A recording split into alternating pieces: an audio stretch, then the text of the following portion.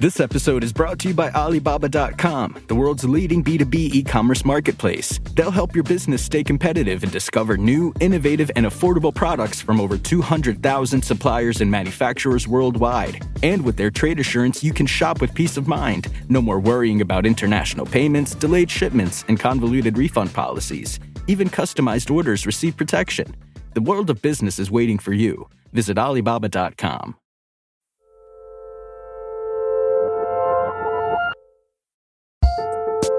Welcome back to Working Overtime, the advice-forward Robin to Working's Batman. I'm your host, Isaac Butler.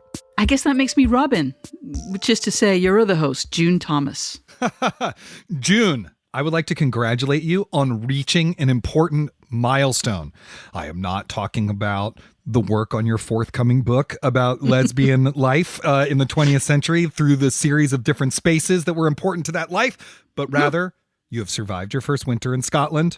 There's now daylight where you are, I imagine. Yes. How's life? What's it like? You know, I think people mistake Scotland for like northern Minnesota.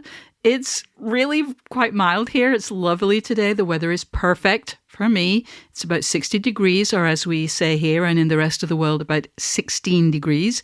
It's not humid. In the winter, we had 1 or 2 days of a couple of millimeters of snow. It's really temperate and nice, like Seattle before climate change.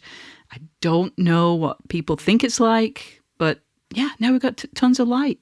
I have to admit, it was a bit of a bummer in the winter when it got very dark very early, but I'm loving the weather here. So, Isaac, this is not a show about the weather. It is a show where we give advice about the creative process. So what on earth are we going to talk about today? You know, I'm glad you asked, June, because we got a delightful email from a relatively new listener named Brigitte, who is a writer in Montreal.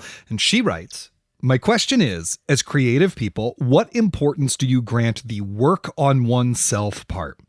Unravel one's patterns regarding success, for example, using techniques to anchor the confidence, overcome your obstacles, etc. Maybe this is a question that would be more of interest to June Thomas."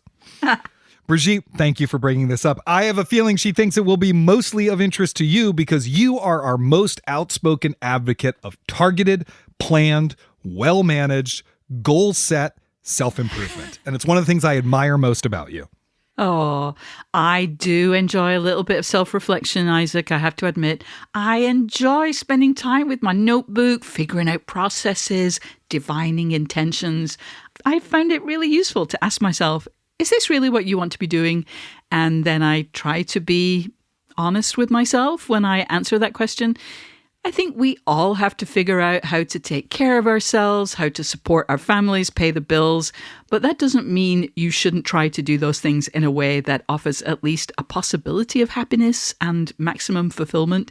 That for me is the main point and the benefit of self-improvement. I just want to do what I can to minimize misery. But what about you, Isaac? Is this a thing you care about at all? Actually, I care about it a lot, June. And because I must bring everything back around to my book, The Method, How the 20th Century Learned to Act, it's worth saying that in Russian, Stanislavski's first book about acting, the title of it translates to An Actor's Work on Oneself. Working on oneself is deeply tied into being an artist in any field and actually into my areas of research specialty. I'm excited to tackle all this stuff, and we will start doing so right after this. At the end of your first year, Discover credit cards automatically double all the cash back you've earned. That's right, everything you earned doubled. All the cash back from eating at your favorite soup dumpling restaurant doubled. All the cash back from that trip where you sort of learned to snowboard also doubled. And the best part, you don't have to do anything ridiculous to get it. Nope. Discover does it automatically. Seriously though, see terms and check it out for yourself at discover.com/match. Hey listeners, do you have any tips or questions about the creative process? Get in touch and share your advice. You can email us at working@slate.com, or even better, you can call us and leave a message at 304-933-9675. That's 304-933-WORK. All right, back to Working Overtime. June, I mentioned Stanislavski earlier in part because I have a feeling at this point some of our listeners take a drink whenever I say his name. But part of what I find very inspiring about his approach to being an actor or being an artist in general, because he actually was also a visual artist and a director and all sorts of other things, is that to him, you had to have a rich inner life in order to be a great artist. And in order to be a good actor, you also had to have high ethical standards for your own behavior. So he expected you not only to cultivate wide knowledge of things like art history and poetry and whatever, and to work on your body and voice, but he also expected you to behave a specific way when working on a play, put your ego aside, work towards the greater good. He's actually the guy who coined the phrase, there are no small parts, only small actors. Wow. But figuring out how to cultivate those habits of mind, heart, and ego, it's really no small task. No, totally. And especially at a time when we are surrounded by narcissistic egoists, and I'm talking about figures in politics and tech, not in our friend groups. I just love the idea of developing an inner life rather than focusing on outward manifestations of the self and all those status symbols that we're surrounded by.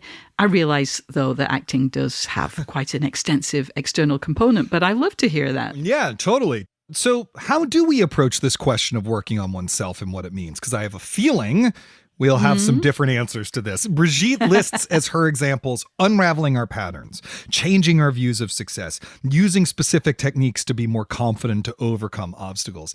Then she says, etc. And it seems to me there's a whole lot in that etc. Each of us has our own etc. How do you even know what you have to work on? Like, I feel like with craft stuff, it's easy. You look at it and you're like, oh my God, I use the passive voice way too much, or, whatever it is. Yeah. But can you do that with gulp? The self? I think you can. I am very fond, particularly of that unraveling our patterns part of Brigitte's question. I try to make a habit of doing regular check-ins with myself about how things are going in my life. Every quarter or thereabouts, every 3 months, I take an afternoon and I look back on that period and try to figure out what went well, what didn't go so well, and what exasperated me. Then I'll try to figure out some lessons from that, one of which should be, how can I stop being irritated by that thing? I actually bought a video course from a guy I listen to on podcasts, Mike Schmitz from the Focused and Bookworm shows, to give me some ideas about what he calls personal retreats. For me, though, this is just really fun. I haven't been in therapy for many years, but I think there's a therapeutic element to just reflecting on how you're spending your time and the direction you're heading in. It seems very basic, but I feel like I've had to say to people a lot over the years that clearly articulating what you want does not guarantee that you'll get it by any means. But if you don't spend time at least thinking about where you'd like your life to go, it's very hard to figure out next steps to get on that path. I have so many questions about this. What form does that reflection take? Is there maybe a specific journal that you do this in? Is it lists? Is it, do you literally do things I accomplished, things I sucked at, things I want to work on? How do you do that? So it's funny that you mentioned the actual notebook, because I took great pride this particular time, the most recent time I did it, on finding slotting some of the answers to these exercises in just the tiniest spaces on paper I hadn't written on in a notebook, as if I was really short of paper instead of the truth, which is that I've got shelves and shelves of notebooks that need to be written in. There are lots of different types of questions and different types of exercises, some of which we'll get to later in the show. But I just think it really doesn't matter, though, ultimately. You have to kind of figure out what is good for you. I mean, I think we feel like we say that a lot. But what do you do? It might surprise you to learn I'm a little more intuitive about stuff. I feel like I figure it out two ways. One is I just what's historically causing me trouble. I hear my wife on her, she has a corporate job, and they use the word pain points to talk about, areas of difficulty that their clients or whatever are having. So, what's making me stay up at night worrying? When I wake up in the morning and my heart's racing, what am I thinking about? If I've freaked out about something in the past, what is it? And the other way is, what do other people in my situation routinely confront as big problems? Because part of it is, hopefully when you're living your life, it's not all patterns. You're experiencing new things, right? So it's other people who are more advanced than I am in their careers or whatever, how did they deal with this? What came up? Brigitte mentioned changing one's view of success, for example. Whenever you're putting something creative into the world, your view of success is really a huge problem. I have seen so many friends get kind of sucked into the airplane engine of what the culture is telling you success is. And, like a duck, they get, chewed up and spit out by it. And then the plane crashes or whatever. And I just I could just see that problem really brewing in the distance. So one thing I decided before the method came out was that I needed to set my own metrics for success. If I hadn't met those, of course I would have felt bad. It's okay to feel bad when you don't succeed at something you want to succeed at, but at least they were my terms. They were not someone else's terms. They were what I really thought success was. And so if I failed at that, it wasn't some thing I had no control over or whatever. It was me. Yeah. It was what I really wanted. Yeah, that's so wise. Another interesting thing that you said in that answer was something that I haven't consciously considered, which was anticipating the problems that my peers routinely experience and strategizing ways to avoid them. That sounds really smart and useful. I mean, I guess I've done it in the kind of worst case straw man version of that. Like we all maybe have a few things in our heads that like we definitely don't want to do that. Like I am aware, not in my close friend group, but there are always these people that we're all sort of slightly conscious of people who started a book. It might not even have been their first book, but they just got totally bogged down and lost, and they seem to have kind of lost themselves in the process. And had to pay back the advance. That's the other thing. We don't want to have to do that. I don't want to do that. No, exactly. Yeah. So, there's so much in life that's outside our control. Why not do what you can do to think about how you can minimize stress, anxiety, discomfort, and maximize focus and contentment? That's what this is all about for me. Let me offer an example, which I know will surely seem like a massive waste of time to some people, but it's been helpful to me. There are several techniques that ask you to think what you would do if there were no musts in your life. Like you had all the money you needed, you're content in your living situation, your family is just a container of happiness. What would you do then? And the point of this, obviously, is to identify the things you think would make you happy if there were no problems. So one incarnation of this is the ideal schedule. If your time was your own and you could spend it doing whatever you wanted to do, what would you do? And I guess for some people that might be sitting on a beach. It might be going down the pub every day. Those are, I might do a little bit of at least one of those things. But, mine would also include thinking and writing, maybe less than when you have bills staring you in the face, but that would be still very important to me. And what would you not want to do? My ideal life has no meetings, though I know that there are people who genuinely enjoy them. Now, coming up with the ideal schedule doesn't do much on its own, but if you sit with it, is there something in there that you really want to try to make a reality and that you're willing to sacrifice security and comfort for? If so, can you figure out a way to make it happen in real life and make something from your ideal life possible? So, stuff like that. I'm reminded of the Stoics. Yeah, their technique for some of this stuff was actually to imagine terrible things happening so that you could work through the emotions of those things so that when those things really happen, you could remain, stoical about it. And that seems silly to me, right? That's like a performance of virtue. And I don't even know that that's virtuous to act like you're not feeling something. But there is something to imagining the future and to really sit there as an imaginative, creative act to think about the good things that could happen in the future, the bad things that could happen in the future, and how you want to live your life accordingly. I have to just pop in here to say that that's not coincidence. The Stoic philosophy is hugely popular with a lot of people. I really should say a lot of men in the quote unquote productivity space. So yeah, for sure. And speaking of imagining the future, I want you to imagine, as you're listening to this, that when we come back, you will hear us talk about whether or not working on yourself can be systematized. Is the soul something that responds to bullet journaling, or is it more like free jazz? Stay tuned. This episode is brought to you by Alibaba.com, the world's leading B2B e-commerce marketplace. They'll help your business stay competitive and discover new, innovative, and affordable products from over 200,000 suppliers and manufacturers worldwide. And with their trade assurance, you can shop with peace of mind. No more worrying about international payments, delayed shipments, and convoluted refund policies. Even customized orders receive protection. The world of business is waiting for you. Visit Alibaba.com. Hey everybody, it's Tim Heidecker. You know me, Tim and Eric, Bridesmaids, and Fantastic Four. I'd like to personally invite you to listen to Office Hours Live with me and my co-hosts, DJ Doug Pound. Hello. And Vic Berger. Howdy. Every week we bring you laughs, fun, games, and lots of other surprises. It's live. We take your Zoom calls. Music. We love having fun. Excuse me? Songs. Vic said something. Music. Songs. Music. I like having fun. I like to laugh.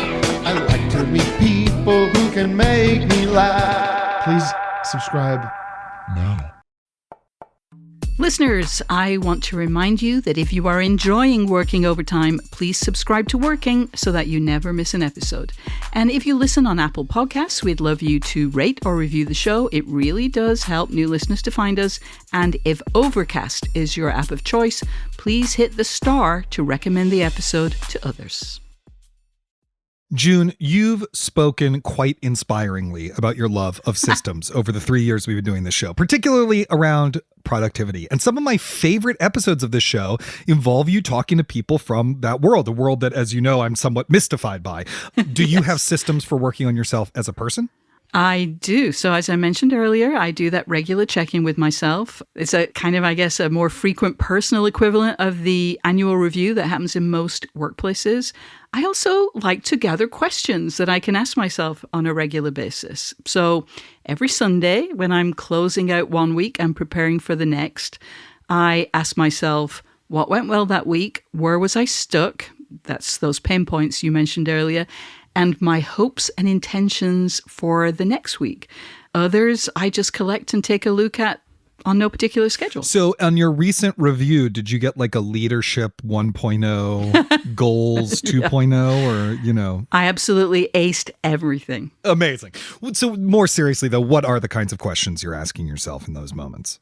So here's a list of questions that I collected from a recent Austin Kleon newsletter. Now, these are probably more kind of like those weekly, monthly check-in questions, but this is an example. So where am I in my current projects? What did I accomplish last week? What do I need to think about further? What I need to think about is, I think, a really useful construct. Is there any reading or research I need to be doing? The answer for me there is always yes, because I love research. It never ends. It never ends, and it never should. And what should my priorities be this week or month? Now, those are things organized people would do anyway, I think. But making it into an explicit checklist reduces the associated stress that's involved with figuring out what you need to do next, I think. That's amazing. You know, I do feel like listening to that, some people might say like, that sounds like busy work or whatever, but do you have like fun things that you do or that you think of as fun? Maybe you think of all of that as fun, but what's an example of like a fun activity associated with this? So I truly do think of it as fun. And I know some people think of it as busy work. I think we all have a threshold from where productive use of our time turns into busy work, but this is absolutely fun and stuff I get out of. This is nothing I'm in any way resentful about. But I just want to mention another thing that maybe will appeal to more people, because I don't think there's any busy work in this. So in his book, Building a Second Brain, Tiago Forte resurfaced an exercise that was originally developed by physicist Richard Feynman, and it's called Favorite Problems. Feynman typically had 13 of them on the go at any time. I don't think there's anything particularly magical about that number. And they are a, quote, concrete set of questions you rely on to both filter the information you consume and to connect the dots between challenges and potential solutions. So it's not a question you're looking for a simple solution to. It's bigger issues that you're pondering long term and you're just kind of constantly running in the background. So it's not what should I have for dinner? It's more things like, how can I cook healthy meals for my family every day that won't take too much time and also taste good? Some might be about your work and your vocation, some about relationships, exercise, whatever you're trying to get better at. Does that sound like something that would appeal to you? Is that something you would do? Yes, I guess. Although, you know, at the same time, as you and our longtime listeners are aware, I constantly run up against the problem of habit formation and how bad I am at it. And so, you know, the way I get around my own problems with that is I create things that I have to do. So, as we talked about in our New Year's resolution episode, I wanted to get in better shape this year. And so, I joined a Pilates gym. I have to register for classes 2 weeks in advance because they fill up and I get charged if I skip the classes, and that motivates me to go. And when it comes to, internal work, I have a therapist and we've been working together for a really long time. A lot of our work is focused on work stuff now, because I'm just completely self-actualized as a human being in my personal life. Of course, as you know, it's mostly focused on work and the business of being a freelance writer and breaking old habits around success and feeling vulnerable around feedback and, all that stuff we talk about at the show.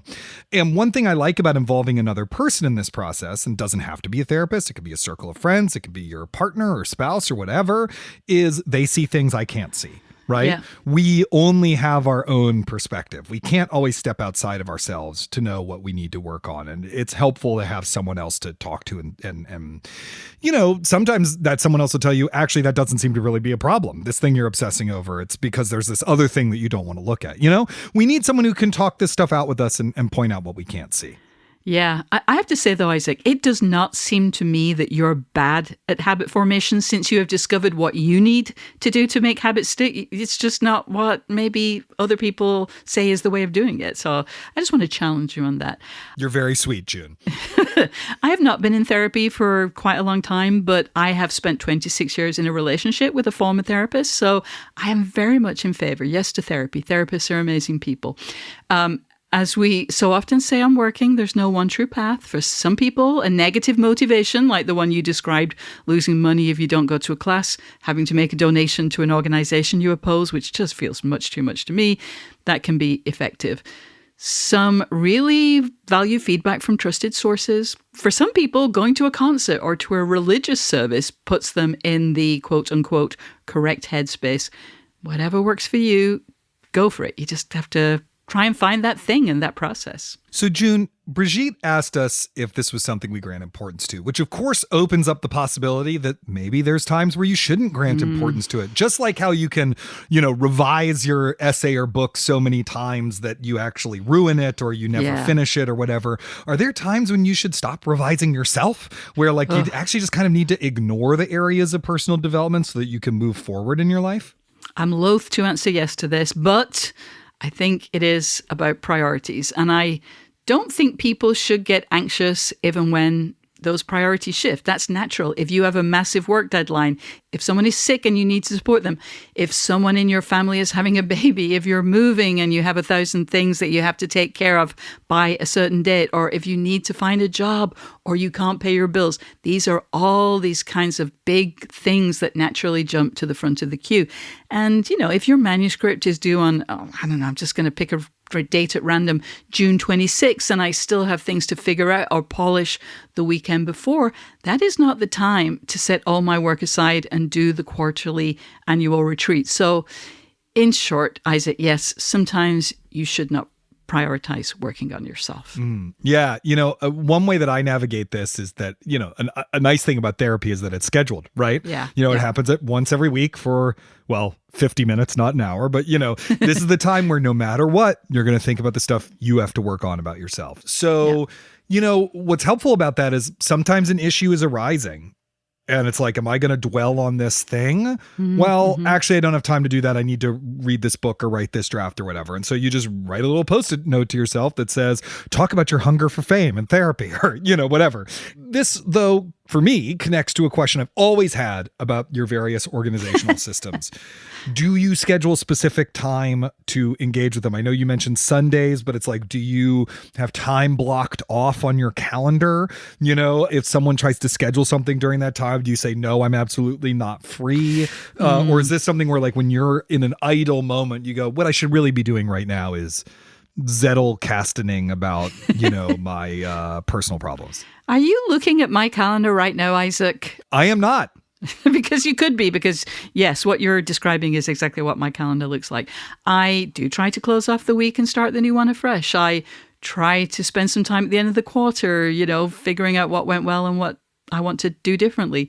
At the end of the day, I take time to write down what I need to accomplish the next day, so I know what I'm going to start with. And these days, at least, other than on the day we typically record working, I have the hours of 9 to 2 blocked off to work on my book. Of course, it helps that 2 o'clock is when America logs on, and then I am open to speaking and engaging. But yeah, I think it's a really good idea to time block, as the uncool kids say. Yes, and time blocking can apply to work on yourself as well. Indeed. All the work we do, Isaac, is working on ourselves.